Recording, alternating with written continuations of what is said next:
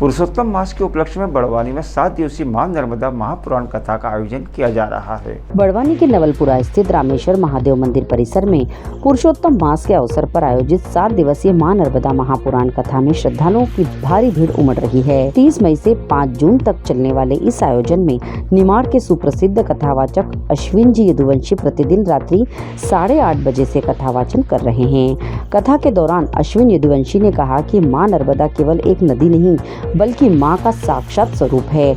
उन्होंने श्रद्धालुओं को समय और संपत्ति का सदुपयोग करने का संदेश देते हुए कहा कि इनके दुरुपयोग से जीवन में अनेक कठिनाइयां उत्पन्न होती है। उन्होंने सनातन संस्कृति, धर्म, भक्ति से जुड़े प्रसंगों का भी विस्तार से वर्णन किया। कथावाचक ने पांडवों और द्रौपदी के वनवास का प्रसंग सुनाते हुए बताया कि वनवास के दौरान पांडव अमरकंटक पहुंचे, जहां उनकी भेंट मार्कंडेय ऋषि से हुई। इसके बाद द्रौपदी के स्नान और मां नर्मदा के प्रकट होकर वरदान देने की कथा का वर्णन किया गया, जिसमें महाभारत युद्ध में विजय का उल्लेख मिलता है। यह धार्मिक आयोजन ब्रह्मलीन संत श्री 1008 श्री सियाराम जी महाराज एवं श्री 1008 श्री गजानंद जी महाराज की पुण्य स्मृति में आयोजित किया जा रहा है। कथा के समापन पर व्यास गादी पूजन एवं मां नर्मदा पुराण की आरती की गई। बड़ी संख्या में श्रद्धालुओं ने कथा का श्रवण कर धर्म लाभ प्राप्त किया। भैया नर्मदा पुराण जी का आज आयोजन किया गया है, आज शुरुआत हुई है और क्या आयोजन है? मां नर्मदा महापुराण का आयोजन आज से प्रारंभ हुआ है, जिसमें शाम 7 बजे कलश यात्रा निकाली गई है। उसके पश्चात पुराण की स्थापना व